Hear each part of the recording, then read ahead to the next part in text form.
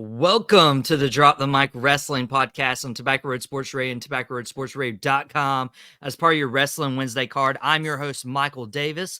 Later on this episode, we're going to talk about WWE. We're going to talk about AEW. We're going to talk about Mercedes Moné's debut last week. Was it a letdown? We're going to talk about tonight, Adam Copeland versus Christian Cage, the I Quit match. But right now, we have a special guest on Drop the Mic this week. In 2024, we're conducting interviews with some beloved people in the wrestling business. This year, we've had the opportunity to interview Lodi, CeCe Young, referee Youngblood, and today I have the pleasure to introduce someone who will be coming all the way to Ferguson, North Carolina to wrestle here in just a couple weeks. His whole thing, he loves people through wrestling and has a podcast of his own, Love People, a Podcast. Welcome in the psychedelic sweetheart, Mr. Steven Meeks. Steven, how are you doing, man? I'm doing really well. I think we had a nice precursor conversation before we started recording, and as long as the dog keeps quiet the whole time, I think this will be a great episode. I think this will be a great conversation. Well, I think the dog in the background would just be one of your rowdy fans. Yeah. Yeah. I'm totally cool with it. And Steven, I gotta mention, we met at last month's Squared Circle Champions event in Ferguson. You'll be back there in a couple weeks against Mr. Number One George South. We'll talk about that in the interview. But first, I want to know, because I called your match. I was doing commentary with Shan Smith. Shan's been on Drop the Mic and a lot of Tobacco Road content before, and reached out to you beforehand. Had a couple back and forth messages, but it wasn't until I went up to you and met you after the show that I was like, this is a cool guy and he loves what he does. So one of the cool things about independent wrestling shows, if you guys have never been to one before, is how you can meet some of these wrestlers that you see in the ring. Steven, from your perspective, what do meet and greets mean to you as a professional wrestler, getting to engage with the audience that way? I think that's just where the opportunity for ministry and loving people begins. I mean, we tell stories. Our stories get told like bell to bell. We put out the promos and the videos to hype them up and maybe add layers to said story. But in regards to making connections to the fans, that happens before and after and during intermission and et cetera, et cetera. Those little, you almost want to call them throwaway conversations. And maybe they become that to you, but to the little kid who's at his first wrestling event, that could, he's going to go to school the next day at recess, wow, I got to talk to a real deal professional wrestler. So it's just, I mean, that's where loving people through wrestling happens more often than not. And I'm super thankful for those moments. Yeah. And your whole thing is loving people through wrestling. It's not just a gimmick you put up for, there's the public eye to look into. It's actually something you live out, and I'm really impressed by that. Yeah, I mean, I thank you for that. I think in regards to the art form that we do, I think authenticity and believability should be the number one priority. Whether that's you being the baddest man on the planet and being a believable athlete or fighter, or myself being just a believable lover of people and hugger and reefer head, whatever realistic and ways I can open this book and tell you a story. That's what we're doing. And I've said on the podcast many of times, people are like, why do you watch wrestling? I'm like, well, do you like stories? And usually they go, yeah. I'm like, well, dude, there's a ongoing story. You can have a miniature story in a match. And then if you go to multiple shows, you see that story progress. It's basically just like watching Star Wars, but it's cool because you get to actually follow it. And there's no real end to it either. Mm-hmm. Yeah, it's infinite. It's, I mean, wrestling has been around for a while, and it'll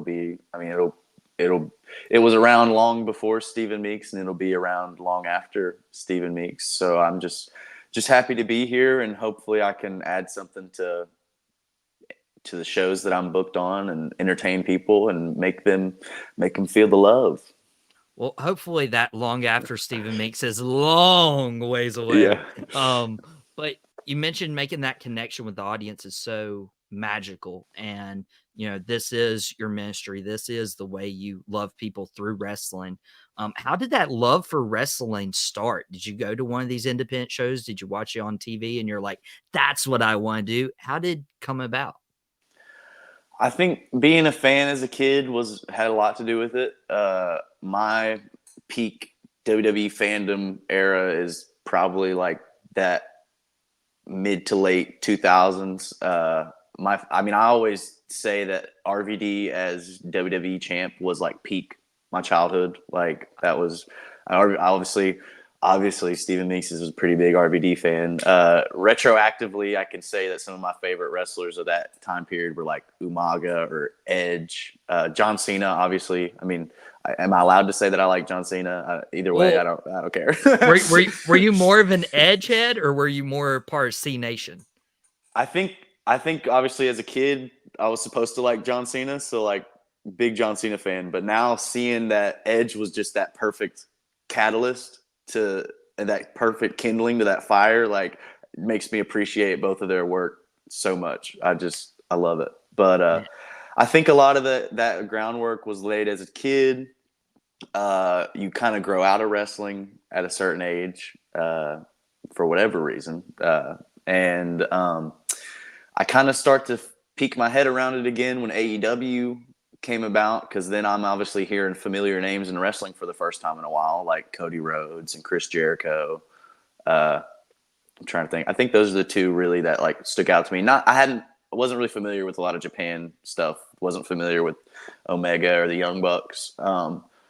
And at that time, I'm dating a girl who works at a mall, and my buddy, who also works at the mall, is an indie wrestler, and he's just a friend of mine, and he kind of invited me to come train. So it's just kind of a weird. If I could peel back the curtain a little bit more too, like this. I used to direct a men's chorus. I used to direct a community men's choir, a barbershop harmony men's chorus. And then COVID happens, right? So that becomes super illegal. Like 20 dudes sitting in a church basement singing and spitting on each other. That's outlawed. But for some reason, no. But for some reason, the wrestling schools are still open. So, so I got linked up. My friend Casey King, who recently made his return back to wrestling, he got me in a ring with Chance Prophet, which turned into him getting me in a ring with Jillian Hall and Bobby Blaze, and the rest, as they say, is history, or it's being written right now, I reckon. Yeah. So yeah. Yeah, it's being written right now. You're doing some exciting stuff. It's really cool because I became a wrestling fan. Well, honestly, like from birth. My dad was watching Saturday Night Wrestling while I was being born.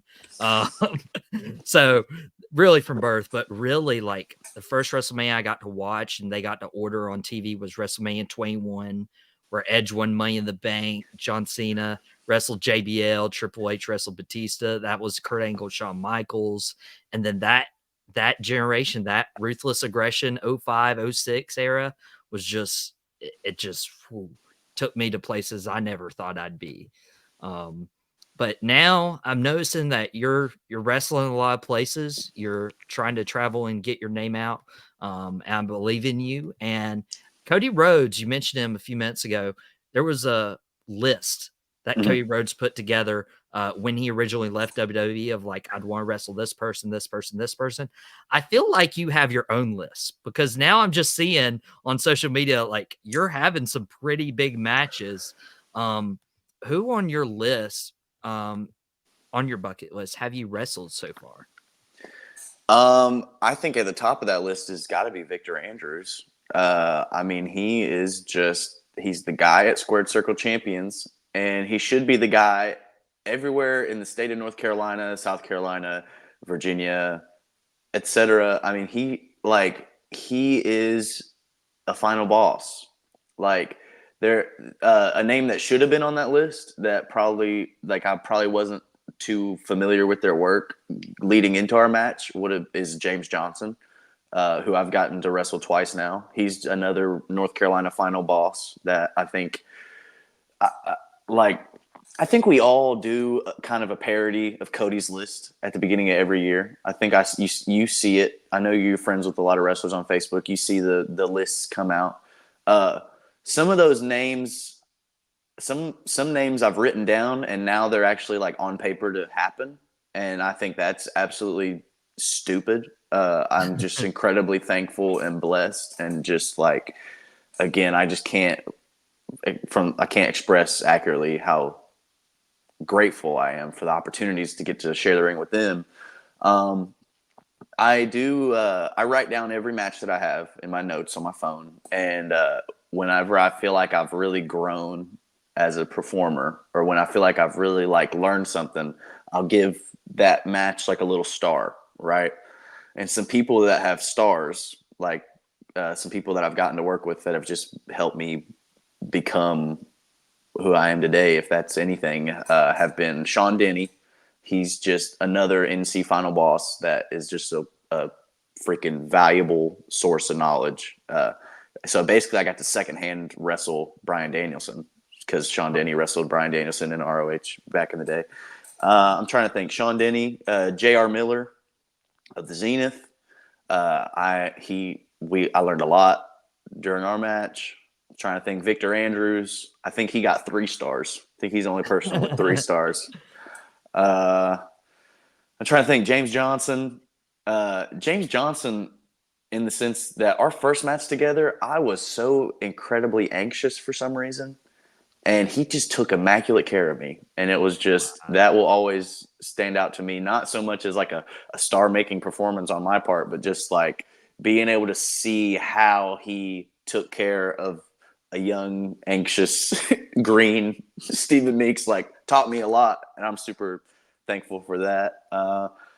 I feel like I'm leaving some people out, but that's off the top of my head. Those have been some influential matches. To speak on some names that I've written down that are now have come to fruition, we're just not there yet. C.W. Anderson this weekend, I've put him on multiple Cody parody lists, because he's like, there would be no North Carolina wrestling today without C.W. Anderson and George South. And now that both of those matches are on paper to happen, I'm just super grateful, and hoping and praying that the butterflies fly in formation on those nights. And my main goals going into those matches are just, I feel like I can say this without it being too big of a breaking kayfabe. I just want these guys to have fun. You know what I'm saying? I want these old heads who paved the way so that Steven Meeks could love people through wrestling. I want these jokers to have fun. And I feel like that's a lost art concept in indie wrestling nowadays. Because everybody's trying to call their stuff and put it together and make sure it's all, everybody gets their stuff in. But I just want these old heads to feel safe and have fun and maybe get a hug. I think that would be sick. Steven Meeks hugging C.W. Anderson and George South in the ring. I think that those are moments that we need in wrestling right now. And that's me getting this hug, and the photo of that is going to mean so much more than if I pick him up and hit him with a suplex, or I hit him with a DDT. You know what I'm saying? Because it's I don't know. I don't know how to explain that, but I feel like those who get it will get it. What I just said. And I think it translates to the fans when the wrestlers themselves are in the ring having fun, playing whatever character they're playing for the night. They're having fun. It translates to the crowd in the arena. And then Squared Circle Champions actually released their Winter War from last month, where Steven Meeks wrestled James Johnson. And if you guys have never seen that match and weren't there in Ferguson, you need to be there in a couple weeks when Steven Meeks is back. I believe James Johnson will be back too. Yeah. But James Johnson was a former hippie in wrestling. Steven Meeks is a current hippie in wrestling. Me and Shannon had a blast calling that match. We looked back and we were like, man, that was one of the most fun matches we got to call that night. It was super awesome. You mentioned CW Anderson, you're wrestling this Saturday at UPW Summit of Champions. It's this Friday. I might have misspoke, but it is this Friday. I apologize. You're good. This Friday, UPW Summit of Champions at the Durham Armory. You mentioned maybe hugging CW. How are you approaching the Rottweiler for this match? I just want him to have fun. Like, I feel like a lot of people going into this match told me that I just need to prepare to take this licking that he's going to give me, which I'm sure he's going to put a hurting on Steven Meeks, but you cannot extinguish the fire in my heart, and you cannot stop the love that I have for CW. Oh my goodness, I'm so excited! I've got this freaking tripod coming down, but wired headphones and ADHD don't mix. I'm just gonna hold this for now because I don't want to mess with that forever. But I just think, obviously you can't take it lightly. I'm training really hard in the gym just so I can look the part, and in every way look the part in aesthetic, look the part in my actions, and yeah, just I just want him to have fun. And it's interesting you mentioned CW and George South having such a grasp on the Carolinas and really the entire independent scene. I mean, just to build one connection for the audience, Lodi was a guest on the podcast a few weeks ago. CW Anderson trained Lodi. And now Lodi has his own wrestling school where he's trained several guys, including Brock Anderson, the son of Arn Anderson. And it's just a circle. George South has trained a lot of the AML products. And now, April 6th, Mount Pleasant, Illinois, Squared Circle Champions is back. And you're wrestling Mr. Number One, George South. I'm really curious because, you mentioned why it's really important for you to wrestle George South, but are there any memories that stick out to you of hey, this is George South, and I want to share that with the people? I've had very few interactions with him since I've only been around for 2 years. The match with George will happen 3 days shy of my second WrestleVersary, which is absolutely stupid to say out loud, but I've got to interact with him a few times. I got to wrestle in a tag team match against two of his students, and he didn't proceed to eviscerate me afterwards, so that was cool. I think I can say that he told me that I had a nice arm drag. But just seeing, it's like you said, like CW Anderson has been so influential, and then he trained Victor Andrews, who's been influential on my life personally, along with many other young professional wrestlers on the scene today. And then you say Lodi, CW Anderson trained Lodi, and Lodi is right up there with CW and George as that Mount Rushmore of Carolina wrestling. And it's just really cool to be in the same space with real people of influence, because that's what Steven Meeks aspires to be, is a person of influence and give God all the glory and be put out the good vibes, so it's just I don't really have any particular stories that stand out, but to be able to just share the room with these men on the few occasions that I've gotten to do it it's just a privilege and an honor, and I always keep my ears open and my head on a swivel just to see, because I want to learn everything there is to learn about the art form that is professional wrestling, and who better to learn from than the source material. Yeah. And when you pull out your notes section after these matches and you're, sitting down after thinking about wrestling C.W. Anderson this Friday night at UPW in Durham, or wrestling George South at Squared Circle Champions a couple weeks on April 6th in Ferguson. By the way, shout out Jody Johnston. Happy birthday. Yeah. Happy belated birthday. Yeah. It was Jody's birthday yesterday, March 19th. So happy birthday to him. My dad's birthday is the 18th. Jody's is the 19th. So yeah, there's your happy birthday message, Jody. It's going to be a wild time. If you guys have never went to an independent wrestling show, my sister went to one, in February, and Steven Meeks is actually the first ever wrestler she got a picture with. I don't know if I've told you that, but you did. Those are just cool memories you can make. It's cheap fun for your family, and it's an incredible night. You'll be entertained. You'll come away being like, wow, that was a lot of fun. I'm going to come back when they're in town. But I know you're super busy. I know you got to, go work out, make sure you're ready for CW and George South. But you mentioned your podcast. I want to know how people can find you, your work, and your podcast that you're doing.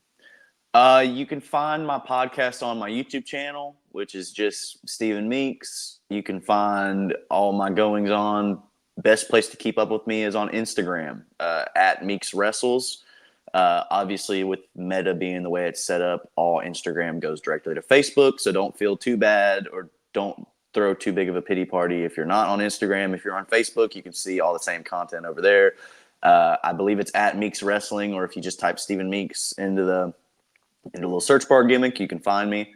I'm also on the artist formerly known as Twitter, X, at Meeks Wrestling.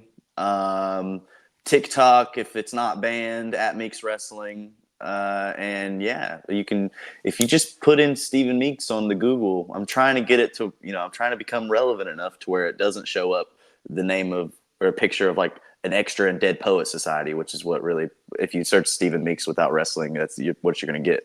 But yeah, I'm pretty easy to find, man. Like I said, Instagram. If you want the podcast, it's on YouTube. I'm looking to get it on other platforms. Just haven't been able to do what's necessary there. But yeah, man, I appreciate, this has been probably one of the more fun interviews I've done in a while. I really enjoyed this. That was a lot of fun. Of course. I mean, to give people an idea, me and him probably talked for like an hour plus after the show. Nothing about just anything in general, but just like really seeing how you love people through wrestling. Me and you have that common interest. And then you were just pouring life into me, really ministering and, helping me out, giving me advice. And dude, I never told you this, but I was like, I had a couple questions in my mind that week and just wrestling with them. And then you were like, hey, I don't know if you want this, but just a tip on social media. And then you gave it to me. I'm like, that is exactly what I've been like trying to get the answer for. And God, that's all God, man. Like that's all, like when two or more people are in agreement, he's among them. And I can't take any credit for that. I appreciate your work. I had a lot of fun listening to you call my match. I think Shannon has just a milk chocolate voice. Like that thing is smooth and resonant, and he needs, like, bruh, this dude needs to dabble in like some audiobooks. He's leaving money on the table, bro. Right? Like he is way too sick of a vocal timbre to be a wrestling commentator, but he knocks it out of the park. And I think you guys both had good chemistry, and you put out a good product, and I just look forward to working with you again and having more conversation and maybe doing ministry together, and loving people through wrestling. Loving people through wrestling. Shannon and I have done a lot of Drop the Mic episodes. He's been on Outta Pocket. He'll be on the Cat Cave episode, the Carolina Panther podcast that drops today on Tobacco Road Sports Radio, as well as Drop the Mic. That's why I don't do Outta Pocket on Wednesdays, because I've got the wrestling pod, I got the Panthers pod. Outta Pocket will be back tomorrow. But if you guys want to meet Steven Meeks, he will be there April 6th, Ferguson, North Carolina, Mount Pleasant Elementary School. Also on the card, CeCe Young, who's been on this podcast. Zuka King is going to be there, and Austin Aries will be making the trip. Former TNA world champion, former WWE superstar Austin Aries will be there. But Steven, thank you so much for stopping by on Drop the Mic today. I'll let you get out of here. When we come back, we're going to have Shawn Lucas and Wayne Thomas to talk about WWE and AEW stuff. But if you guys enjoyed this interview, you can subscribe to the Tobacco Road Sports Radio's YouTube channel before you forget. There's more episodes, interviews, content. But yeah, Steven, just enjoy loving people through wrestling, and we will be back next on Drop the Mic to talk some WWE and AEW right after the break. Welcome back to the Drop the Mic Wrestling Podcast on Tobacco Road Sports Radio and TobaccoRoadSportsRadio.com as part of your Wrestling Wednesday card. Thank you so much to Steven Meeks for stopping by at the top of the show to do an interview. And right before we get into some WWE and AEW talk, the way is over. DraftKings Sportsbook, an official sports betting partner of NASCAR, is now live in North Carolina. Now you can legally bet on all your favorite sports anytime, anywhere, right here in North Carolina with DraftKings. For a limited time, new customers who sign up with promo code Tobacco Road and bet $5 will receive $250 instantly in bonus bets. DraftKings has the best features, including same-game parlays, player props, and more with fast and easy payouts right at your fingertips. It is NASCAR Sunday, but we also have March Madness. I'm thinking about Appalachian State and Wake Forest tonight. Wake Forest is favored by 7 points right now. You can bet on NIT and NCAA tournament games. Download the DraftKings Sportsbook app now using code Tobacco Road and bet $5 to get $250 instantly in bonus bets only on DraftKings Sportsbook with code Tobacco Road. The crown is yours. Gambling problem? Call 877-185543 or visit morethanagame.nc.gov. 21 plus, North Carolina only. Bonus bets expire 168 hours after issuance. Deposit and eligibility restrictions apply. Terms at DraftKings.com/sportsbook/NC. NASCAR is not sponsored of this promotion, used under license. And now we get to talk some AEW and WWE. But wanted to mention a couple nights ago, there was Monday Night Raw in Raleigh, North Carolina. I did not attend, but one of our panelists did, Shawn Lucas. Shawn, I just want to know, what was your experience like this past Monday at the PNC Arena? Hey, Michael Wayne, glad to be on the show today. It was probably one of the best Raws I've been to. Every time they come to PNC, whether it's Raw, SmackDown, house show, if they go to Fayetteville, I try to get down there and make it. I tried to been to a few Charlotte shows. You know, one thing I want to stick out and tell everybody. Last night, Cody said during his promo, it was a sellout. I looked in the entire arena. It was a sellout. There were hardly no seats, not in the 300 section of PNC. The upper level was sold out. I don't know if people thought The Rock was coming. That's what we thought. That's what me and all my people went. But we didn't get Dwayne, but we got a great show. A lot I learned from the show. A lot of people. I mean, TV does not do some of these people justice. Jay Uso, main event Jay, he is over. When we got there at 6 o'clock, doors opened up at 6. We got in about 6:05. You already heard people yelling yeet, main event Jay Uso. Of course, you know, Cody, he's already over. Exactly. Self, when they were doing the Woe chants was Self at the beginning before everything started. Main event, 2 good matches on main event. Won't spoil it for nobody. Go watch it. But 2 good matches on main event. And I will say one thing. Well, I will say one thing about main event. Giovanni from Imperial was on main event. That music hit, and people thought we were getting Gunther.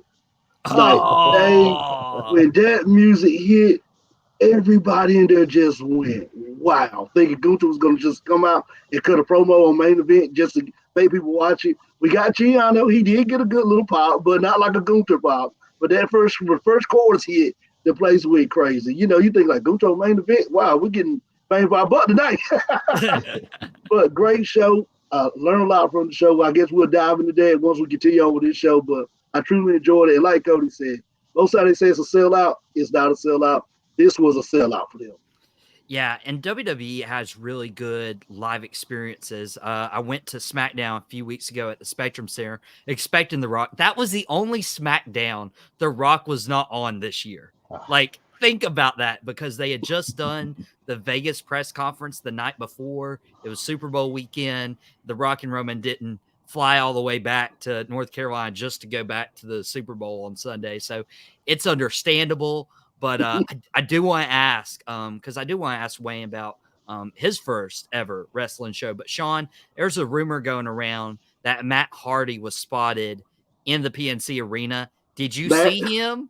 Matt was there. He was on the other section. I was on the 106 side of PNC. Matt was on the midsection where the suite was at. He was actually walking around the fan base out in the arena. We tried to go find him. We couldn't find him, but we did know he was there because people were saying in our area, hey, Matt Hardy's here. And people started, of course, during the little breaks, people were going out trying to find him. But pictures have surfaced of him at PNC last night in the actual place. And I mean, you know, when you look at it, it wasn't photoshopping. He was there. The word was out and people were actually seeing him. Wow. Matt Hardy can get the shirt. I was there. Exactly. I got AEW Revolution shirt saying I was there. I should have worn it for the pod today. But that's where I met Wayne. Wayne was also on Outta Pocket yesterday afternoon and got to talk a little bit about wrestling. But Wayne, we were talking line and found out AEW Revolution was your first ever wrestling show. How was it? Did it live it up to the hype, having that experience in person? It was crazy. If you would have told 14-year-old Wayne that I would be at a wrestling event to see Sting, I would have said, there's no way. In this age, 2024, 20-some years later, I got to see Sting's last match. And, it was surreal. And I got to be there with my wife, who's my best friend. She loves wrestling, too. So both of our first wrestling shows together. Crazy. I had no idea what I was doing when I was buying the tickets. Our seats were incredible. We sat there just looking at each other going, wow, the entire time we were there. The pop was amazing. AEW doesn't do live events quite as good as WWE does. As far as the crowd goes, obviously WWE is it, but it was still, to be at an AEW show, Revolution was the one you want to be at. 15,000 fans, 16,000 actually, there to send Sting off. Just unreal. We'll never forget it. I've been to football. I've been to basketball. I've been to every live event. Wrestling live events is the funnest, hands down, period. Dude, I would completely agree. If you guys have not had the chance to go out to a live AEW show, which was also sold out, except there was one person who bought a ticket right next to me, and his buddy showed up, and they're like, he's coming. He's probably going to be later. Oh. He's just here to see Sting. He never showed up. I was like, you paid how Crazy. much money to like see Sting and you're not even going to show? Yeah. I think that was the only empty seat in the house. Really awesome stuff. And if you can't, have the means to go to a WWE or AEW show, Steven Meeks just mentioned earlier in the segment about SCC. They're going to be locally in Ferguson, North Carolina. I'll be there doing commentary with another Tobacco Road regular, Shannon Smith. But yeah, let's talk about what's happened in WWE here the last few days, because a lot's happened. There were two promos, one on SmackDown of The Rock's concert, and the next one, Shawn was there to witness in person and went back and listened to, apparently, was Cody dressed in all black, except he had like a bloodline colored tie. I think both those promos were incredible. I'm going to start out with Shawn right here. Shawn, what was the better promo if I had to put you on the spot? The Rock concert or Cody's response on Monday? The Rock concert was good Friday night, and they played it going into the segment when it was on commercial break for everybody to watch in the arena while Cody was sitting in the ring. Then Cody comes back and he cuts one of the best promos. I mean, I heard Cody promos at AEW, Indies, Ring of Honor, Indies, New Japan. This was actually the best Cody promo I heard. And the crowd reaction in the arena versus going back watching it again today on TV does not do it justice. Everything he was saying, he was getting a pop on. I mean, if people say Cody is not the most over babyface that you have seen in this lifetime, then you don't know what you're watching. People literally, I mean, when his music hit, when he started talking, they would get quiet. He would say a statement, they pop. He'll wait for him to calm down, say something else, they pop again. And I mean, I'm going to tell you what one lady sitting beside me told me, because she saw I had on my Bloodline shirt. So she said, you Bloodline? I said, I acknowledge him every day. And so she told me, I said, why you like Cody? I said, I do like Cody. I'm a Cody fan, Cody supporter, not a Cody crybaby. Cody supporter, great wrestler. She said, I like Cody because he's like his daddy Dusty. He's that working man that you just can believe in and buy into. And that's what he done last night with that promo. He made people buy into it, and he showed them another side of it. I would do want to point out Nick Nemeth, formerly known as Dolph Ziggler, went on Busted Open. I think he's a regular now on that show through Sirius XM. And he's like, Cody's not like the hardworking, dusty guy. He's more like that second generation wrestler that got stuff handed to him. And so what's the point of him finishing his story? Honestly, really valid points. Wayne, between the Rock concert or Cody's promo on Monday, what do you think was better? Listen, I'm a Cody crybaby, but I'm gonna tell you something. I'm gonna tell you something. The Rock elevates everybody, and Cody's promo wouldn't be what it was without what The Rock's doing. Bottom line, when Cody came out wearing that black suit, I was, ooh, I know it's coming, and that's because The Rock said what he said. And I mean, whether you're watching The Rock live on WWE or you're watching his Instagram videos, which are insane, The Rock's elevating everybody right now, and Cody has to step it up, and everybody has to step it up because of what The Rock's doing. He's just a pro. He's as pro as you get. The Rock's a rock. The reason why they call him the final boss. I mean, he is what he is.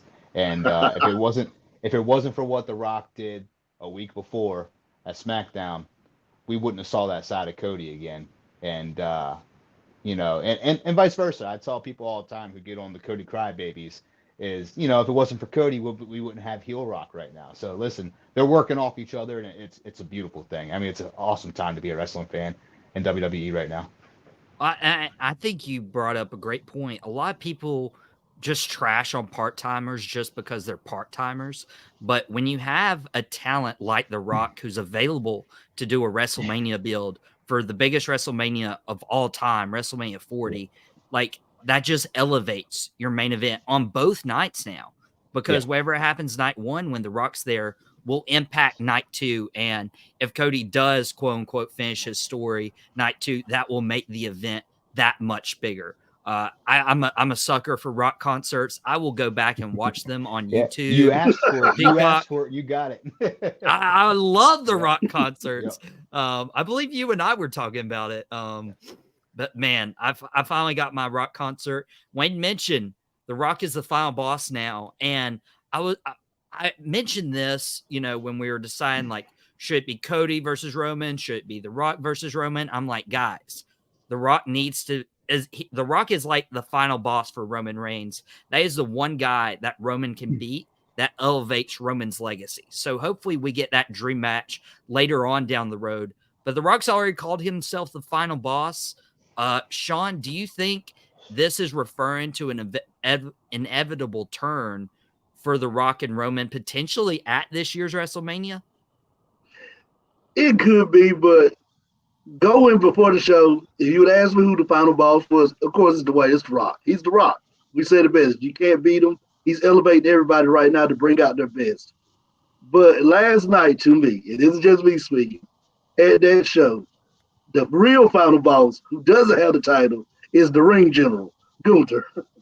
When his music hits, everybody just goes off. And I mean, he does it all in the ring, whether it's wrestling, mic skills. I mean, he been busting on Sammy, and everybody was just dying when he told Sammy, "You're not even dressed for a contract signed of this magnitude for the Intercontinental Champion." He's the longest reigning Intercontinental Champion. I know The Rock's got the name, but if I had to pick a final boss in today's modern era, it would be Gunther right now for what he's doing. But I mean, it's The Rock. He's elevating everybody. He's doing what he's supposed to do. And he's making us tune in Monday night and Friday pretty much every week to see what's going on, who's going to say what. Yeah, I believe CM Punk is either on this Monday's Raw or the Raw after, and then the following week it's The Rock in the build-up to WrestleMania. Wayne, with him referring to himself as the final boss, do you think this is leading to a turn? I tell you what, WWE is doing such an incredible job right now. They really are, because for a while there, I was thinking this is a setup. This is all for Cody. The Rock's going to turn. But how personal this is getting right now, it's hard to. I just can't see The Rock actually turning. And then when he says things, I think he had that flub when he says "Mama Reigns" at one time, and then of course there's the L. Called now the final boss. I think it's WWE putting stuff out there for us to go, what's going on? And I'm here for it. I love it. I think they're doing such a great job. part of me thinks the final boss is just him saying I'm the man, Um, but we never know. There's so many things going on. That's one thing I'll give to WWE is they storytelling. Storytelling is no one does it better. And I think they're dropping little things here and there to make us go, what is going on? And it's great. I took a break from WWE for a long time, and I'm back and I'm glued. I'm glued to the television. I can't turn away right now. That is so awesome. It's a great time to be a wrestling fan. One of my buddies, I got into wrestling for the first time last year's Royal Rumble. That was when Sami Zayn turned on Roman Reigns. And then it's done great stuff for fans like Wayne who are like, I've been away from wrestling for a while, but now, oh my gosh, like the product is at the peak. It is a boom period. It's at the best it's ever been. And it's leading up to the biggest WrestleMania, which might be the best WrestleMania build we have seen ever. So I just want to ask you guys, what match are you most looking forward to? And is there a match on the card where you're like, they could have built this a little bit better? Wayne? I'm looking forward to the first two big fights, Reigns and Rock and Cody and Seth. I mean, it's just hard not to be so excited about that. And I'm looking forward to the main event. I'm a big Drew McIntyre fan. I think McIntyre and Seth's going to be fantastic. I'm excited for Becky and Rhea. A lot of people have that Becky Lynch fatigue, but listen, she's great. She's there for a reason. She's fantastic, and her and Rhea are going to have a killer match. I'm not really excited about the tag team championship match. I do like that they made it a ladder match. I think that's going to be fun. I like that what they're doing with it, but tag team championship isn't really as exciting to me as it used to be for whatever reason. So I would love to see the Judgment Day lose that match. Wow. My daughter would disagree. She's a big Judgment Day fan. I'm sorry, Emma, but just Damian Priest. I like to see Damian. I love Finn Balor. I think Damian Priest is a great talent, but I would like to see some more solo stuff from them, more than just tag team champions. Especially with Priest holding the Money in the Bank. I wish they Yeah, just split the tag team titles. Like, Yeah. come on, man. Yeah. Shawn, what are the matches that you're hyped for and the ones not so much for WrestleMania? I'm kind of like Wayne. Hey, Wayne, my daughter, same thing. Big Judgment Day fan. I don't know what it's about Judgment Day and daughters, but they love It's the like Judgment me Day. and NWO when I was a kid, It was just- Right, exactly. Yeah. Matches I'm tuned in for, of course, the main events, the tag team match, Cody and Seth versus Rock and Roman Night 1. Of course, Seth and Drew Night 2, Cody and Roman Night 2. One thing that I am upset about is I'm a big Sami Zayn fan. I love Sami. He to me, he portrays his character perfect. I wish Sami was in that match. I felt like you cannot capitalize on what Sami did last year when him and KO closed night 1. You can't retell that story and rebuild it. Now, here's what I want to plug with that. We talk about Cody's got to finish his story. There's somebody else that needs to finish their story. And you know who that is? Chad Gable. Him in that match with Gunther was probably one of the best matches I've seen on Raw in that period. And I think he needs to be the one to beat Gunther for the Intercontinental title. I think if it was Chad Gable versus Gunther, it would just have a little bit more. And that's the only one I'm kind of not sure. Of course, the ladder match, the six-pack ladder match challenge, if Judgment Day comes out wins, I'm good. If New Day wins, I'm good. If anybody else wins, I'm good. But those are two that I'm really kind of skeptical on. And I'm hoping they find a way to insert Chad Gable in a triple threat match. But maybe he don't pin Gunther. He pins Sami and kind of keep Gunther clean with wins and losses. But I really want to see Chad in that match. And I know we'll talk a lot more on predictions for WrestleMania, but I'm starting to see the route where Gunther retains against Sami Zayn, Right. and then Gunther brings the Intercontinental title into a potential World Heavyweight showdown with Seth Rollins, if he's still champ, or Damian Priest, or if The Rock just makes the title go poof. Like maybe that idea goes poof as well. But we'll have to see how WrestleMania shakes up. Here in the final moments of Drop the Mic, I did want to bring up Mercedes Moné, formerly known as Sasha Banks, debuted last week on Dynamite at Big Business. Anyone who saw the advertisements knew it wasn't a surprise. But I almost felt like this was a little underwhelming.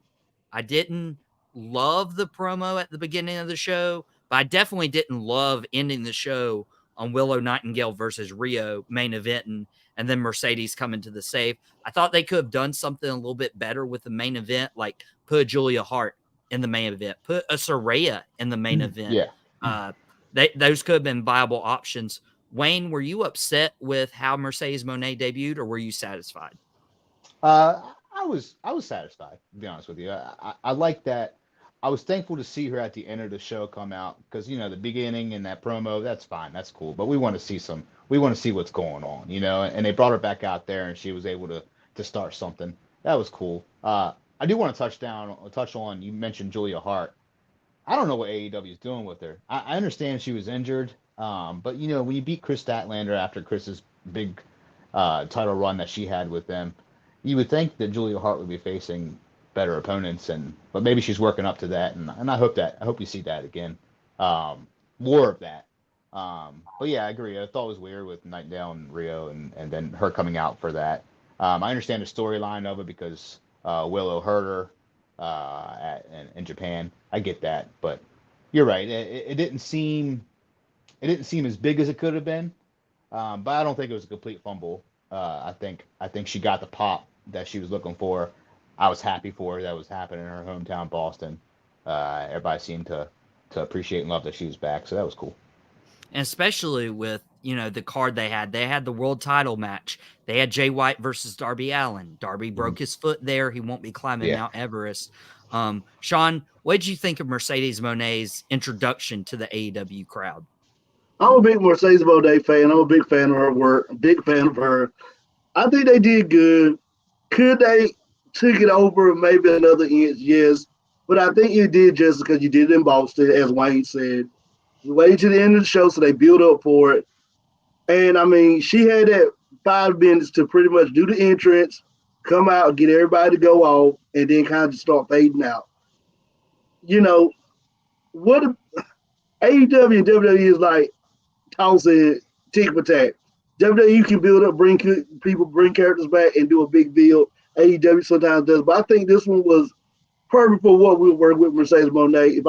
If we would have got more, I'd be even more happier. But I left that night and said, "Hey, I'm glad she's back in AEW where we can see her."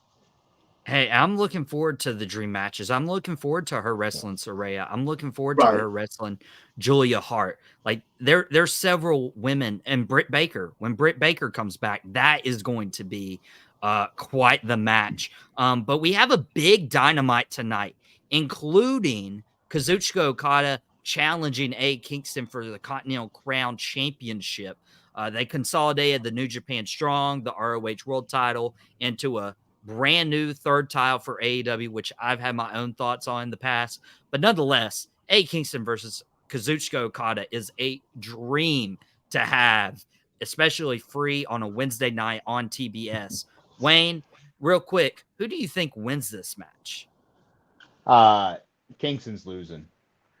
I mean, they brought this guy in. He's one of the biggest names in wrestling. He can't lose to Kingston. Kingston has had an awesome run the last few weeks, the last few months actually. He's been terrific, and I love watching him grow. I love that they put him against Bryan Danielson at Revolution, and they had an incredible match. He has improved drastically. He's a fantastic wrestler, but when you have someone and forgive me, the name's escaping my mind right now. But when you bring Okada. someone in like that, when you have Okada come in like that, and building him as much, especially when he's with the Elite, I mean, he's taking that title. Yep, Shawn. I think it's gonna be great. Yeah, Shawn, you think Okada's leaving as the new Continental Crown champion? Okada's leaving as a new child. You're not bringing this guy from New Japan, paying him the money you're going to pay for a talent of that magnitude to bring him. Not unless Vince McMahon's running, you're running the match stream and doing all of that. But you're not bringing this guy in to lose this match right here. It's a guaranteed win for him. Can you imagine social media if Kingston beats him? Like it's gonna be yes. What's AEW doing? Yeah, I would not want to see how that would work. I believe Eddie Kingston, I wanted to try to put a date to this. Eddie Kingston won the Ring of Honor World title back at back in the summer, I believe. And so he held that title and they won the New Japan Strong quickly thereafter, following Forbidden Door. And now he like got the Continental Crown, which was a big tournament to win there. It just feels like it's time for Eddie Kingston to, lose the title, and losing to Okada is not something you should be ashamed about. It's not going to hurt him, right? No, not at all. But it'll hurt Okada if he lost. Yeah, exactly. Especially bringing that big name in. But I assume the main event is going to be the match Wayne and I should have witnessed in person at AEW Revolution. Yeah. It's going to be Adam Copeland, formerly known as Edge, versus Christian Cage in an I Quit match tonight for the TNT title, I believe. Wayne, who's walking away as the new TNT champion? Well, Christian Cage is going to retain. I've said this before. I don't believe it was Adam Copeland's intent to come to AEW and take a belt from Christian Cage. I think Christian Cage is doing some of the best work he's ever done right now in AEW. He's one of the greatest heels on television right now. I don't know how the match is going to go down. I think some crazy stuff's going to happen, but Christian Cage retains. Somehow they get this storyline over. I'm not sure how it's going to come to a complete end, but I think Christian Cage retains.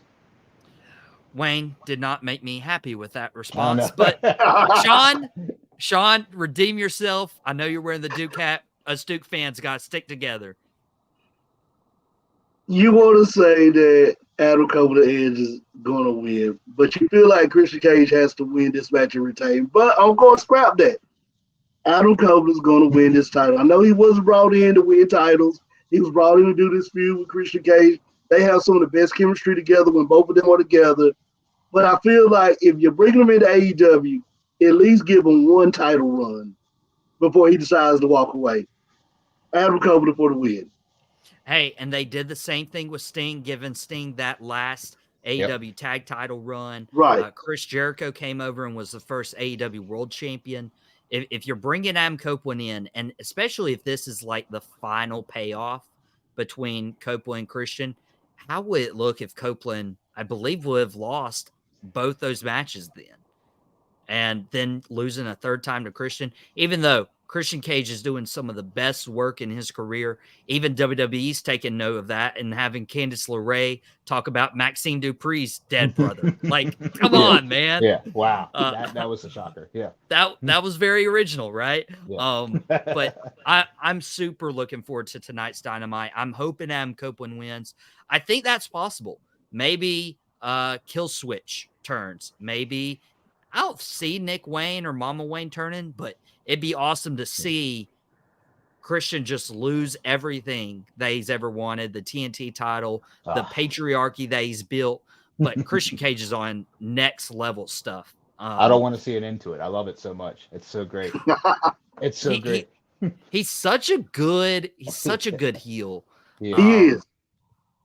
But man, I'm still not over Adam Copeland not being at AEW Revolution, but it's okay. I'll get to see him tonight on Dynamite. I'll get to see Steven Meeks here in a couple of weeks at Square Circle Champions when I do commentary with them. Shane Smith will be my broadcast partner. But thanks everybody who tuned in today for Drop the Mic, and everyone who supported what Tobacco Road's been doing the last couple of weeks with the return of Outta Pocket with Michael Davis. I had Shawn on the show on Monday. I had Wayne on the show yesterday on Tuesday. Both incredible fun time episodes. Cat Cave drops today, as well as Drop the Mic. And then tomorrow we'll be back with Outta Pocket with Michael Davis, talking some March Madness stuff. But yeah, Wayne, Shawn, thank you so much for hopping on. Yeah, absolutely. Everybody go follow them on their social media.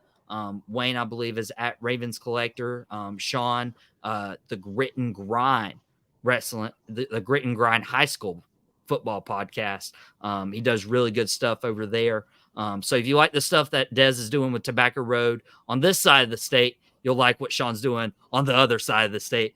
But yeah, also Come see Steven Meeks and his upcoming matches for UPW and Squared Circle Champions. I'll be at that Squared Circle Champions event. Subscribe to the Tobacco Road Sports Radio's YouTube channel. You'll get more Drop the Mic episodes, more interviews with wrestlers.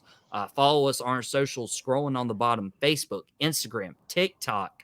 I never thought I'd get a TikTok, but there it is. But most of all, thank you guys for spending your Wednesday with us on Drop the Mic.